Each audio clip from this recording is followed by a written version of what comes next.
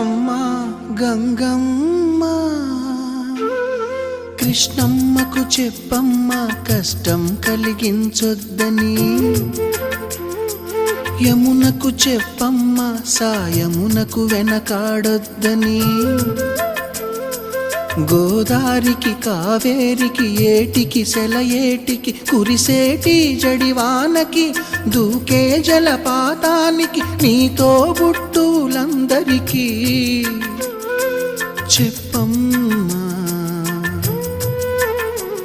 మా గంగమ్మ